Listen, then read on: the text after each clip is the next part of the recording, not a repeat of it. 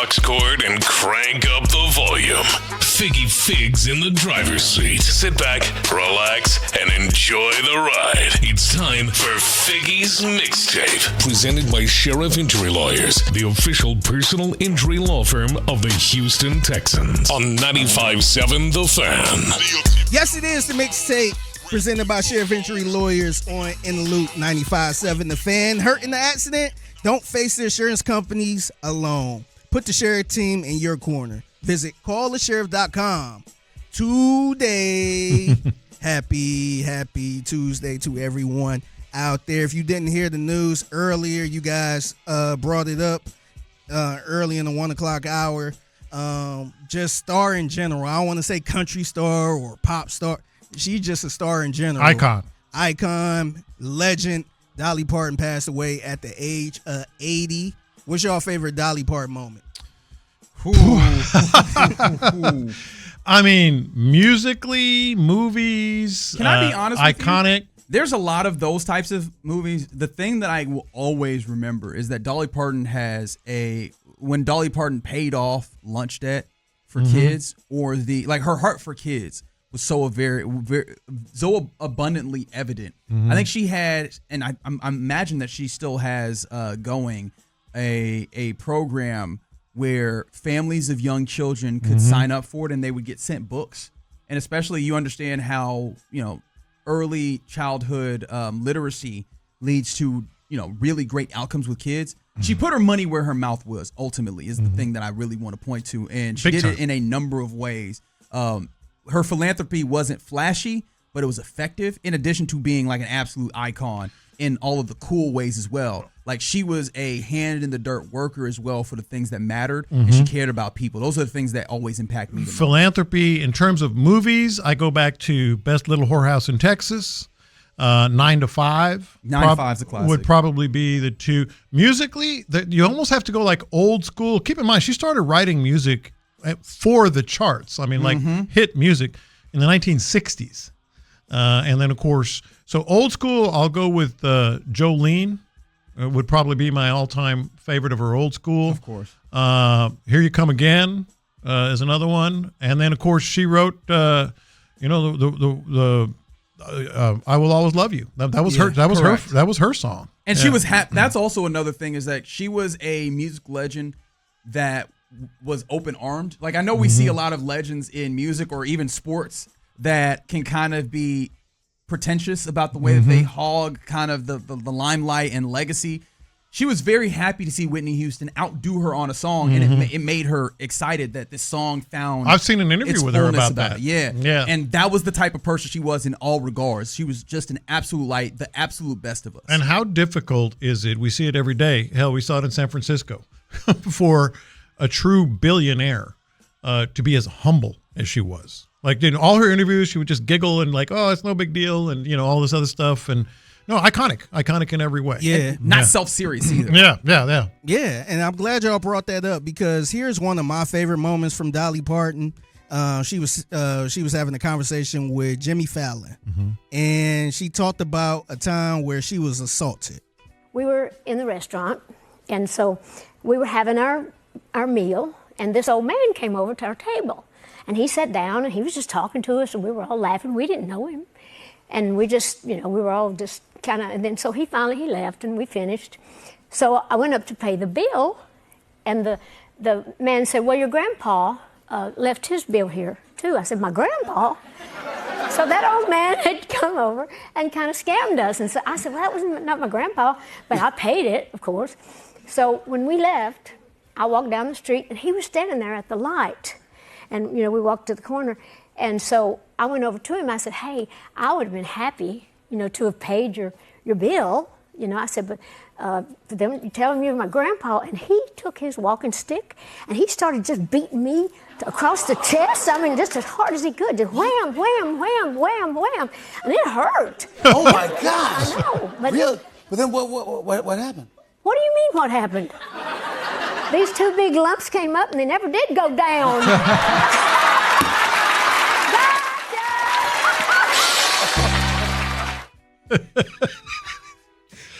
I fell for it. That was I fell for it. Yeah. I fell for it. They never did go down. If you see the video, she made it clear that she was talking about her Big chest. Yep. That's the thing that was also beautiful about her. Like, she also was she loved fun, man. You know what? This moment, and obviously I know that she means a lot to a lot of people. Like we mentioned, Sean Pendergast, huge Dolly Parton fan. These are the moments where a personality is so big that, and I know for you as a journalism, lover, J-Lo, I immediately went to Rolling Stone because that was what I imagined. Is like, I need to read the obituary that is written in the Rolling Stone. Oh yeah. And I'm just at the tip of the iceberg, and it is one of those scrollers, and it should be. Like, there's so much to cover in her life. Yeah. Rest in peace, Dolly Parton. Passed away at the age of 80, and she's one of those people that's loved by everybody. Yes. Because I know, once in a while you get somebody that passed away, and it'd be a thing of two different Americas where it's like, oh, I don't know who that person is, and vice versa. Yeah. This one, I think everybody is hurt, and I mean everybody. Oh yeah, just look around. Yeah, already. Everybody was a fan of Dolly Parton. So rest in peace. And if you in that area, I think she got a truck stop in Tennessee. Yeah, I actually played it on the mixtape. Their grand opening. If you out in that area, stop by. And Dolly World. Yeah, and Dolly World. Yeah. It's the mixtape presented by Sheriff Injury Lawyers on In the Loop 95.7 The Fan. This story right here has no context. I just found it, and honestly, I thought it was AI. So I ran across this story, and it was legit. It was a real story. This is some WTF news right here.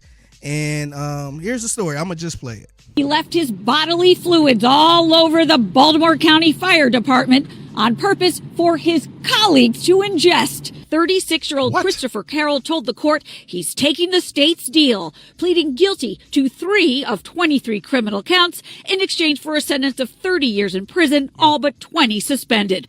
Admitting that while an employee of the fire department, he contaminated the workplace with his bodily fluids, recorded himself doing it, posted 64 of the videos online, and charged $7 to watch one. Including one where he urinated into the ice machine at Fire Station 2 in Pikesville, wiped himself on the scoop, and used the scoop to mix the urine into the ice in a video captioned, "They always say don't drink the yellow snow, but I'm just trying to make a slushie." Carroll also deposits a different bodily fluid on his boss's keyboard and contaminates a communal bottle of sweet and creamy flavored coffee creamer. Do you know how bold of a person you have to do to do that to firefighters? I got an issue with the reporter's last line there. that walk away line was. That was not an accident. Yeah, no. And contaminates a communal bottle of sweet and creamy flavored coffee creamer. Come on, man. Come on, man.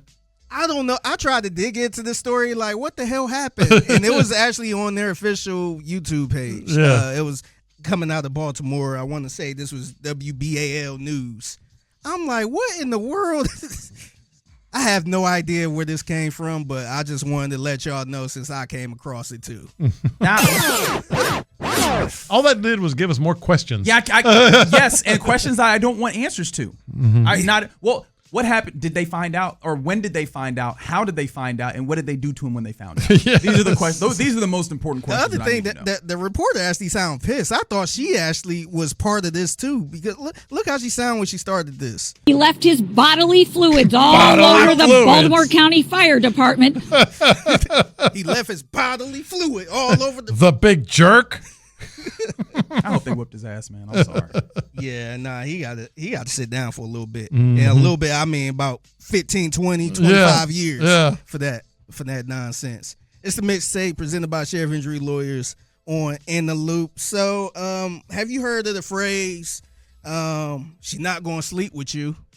Have you ever heard that phrase used before? Oh, like as a retort if somebody is, 100%. Oh, yeah. You see it a lot on the internet. If you agree with a woman on something, bro, she's not going to sleep with you, bro. Yes, all of that type of stuff. So apparently that's what Natasha Cloud had to say to Enes Kanter when he was at the WNBA game. Remember, he got thrown out and was acting a jerk. Yes. So he had an interview with Fox News. Here is Laura Ingraham with Enes Kanter talking about what happened that game when he got kicked out. Literally the next position, she came back and she started yelling at me and said, she's not going to sleep with you. Wait, who's not going to sleep with you? Sophia Cunningham is not going to sleep with I don't you. even understand. Are you trying to? I'm not trying to. No, Cunningham? definitely not. Definitely not. I want to make this very clear. Definitely not. Sophie Cunningham's got to be like, why am I in? Wait a minute. No, Laura Ingraham like, wait a minute, are you trying to sleep with her? He's like, absolutely not. What are you, crazy? Yeah, what a drive-by there. Yeah, also, it'd be nice if he knew her name. Yes, yes. He's like, wait, are you trying to sleep with her? She did not get that phrase at all. So I'm guessing she don't really be on the internet that much. I don't know. Not enough to hear that phrase. Yeah, I guess not. It's the mixtape presented by Sheriff Injury Lawyers on In the Loop. So got to give a special shout out. We talked about different ownerships and all that type of stuff. Got to give a shout out to the Padres. They got a new ownership. Oh boy, I'm glad you brought this up. Yeah, that was fun. Shout out to Kwanzaa Jones and Jose Feliciano. Jose Feliciano. Yeah. Yeah, who are the new majority owners of the San Diego Padres. And their press conference had the internet going nuts. It did. And had people kind of excited. I'm a little bit excited for them a little bit. So here's, I guess, some highlights from that press conference. We're going to win. We're going to win. We're going to win and win it all. We hope it's sooner rather than later. We were saving up for a long time. We had a lot of dry powder, and we're like, you know what? This is the place. When we are all in, and you all heard the song as we walked in, we are all in. It's not lip service. I did ask. I was like, well, say it. Come on. You're going to come to the studio and put some vocals down? And he said, I don't think that's a good idea. Well, humbly asked to please add my middle initial so I'm not get confused with the singer. Oh, right, exactly. The closing actually occurred Friday afternoon. Team is undefeated under our ownership. I'm just saying, we're going to get a jersey. And we even got to select our numbers. So I'm very, very excited about this. So the number that I selected was 00. I could have done one, like we're number one, but I did 00. And one of the reasons is because there are zero limits that we have. All right. I love it. Jones. Look, the last part was the part. Well, maybe a little bit of double zero because there's Reggie zero ain't limits. Reggie ain't feeling the new ownership. But what have we been talking about? Quite like Kwanzaa. What have we been talking about last week and this week, even today? The ownership and all. People are they really invested? Is it a passion project anymore? This is a passion project. This is a passion project for them. It sounds like it. It don't sound like just let me just invest in something. Yeah. Although it is worth noting that Jose Feliciano, you know where he got his money from? Where's that? He is the managing partner and investment firm Clear Lake Capital. So, I mean, we're still in the same sensibilities, but at least it does feel like with them as Kwanzaa Jones is a singer. Yes, with them and their relationship as coming in as a partnership there, that they probably have an investment there. Plus, I was doing a little reading on this because I know this is like kind of a passion project for me now.